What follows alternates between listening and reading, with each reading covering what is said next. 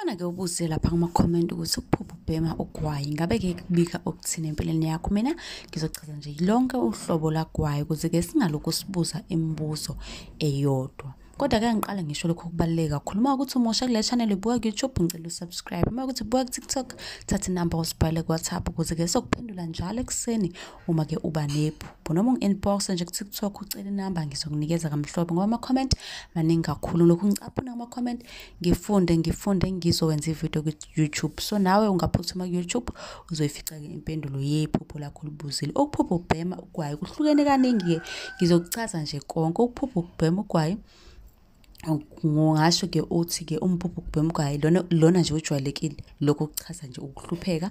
Umphupho ubhema ugwayi obizayo lokho kuchaza ukuthi uzoba nempilo emnandi kanti-ke futhi usazoba nemali. Ngenye-ke incazelo ehlukile emayelana nokuphupha ubhema ugwayi, lokho kusho ukuthi-ke khona isidalwa sakini esisondele kuwe nokuthize-ke esasibhema ugwayi okumele-ke usihlambulule singazi-ke sikwenze nawe phela ubheme-ke kodwa lowo gwayi.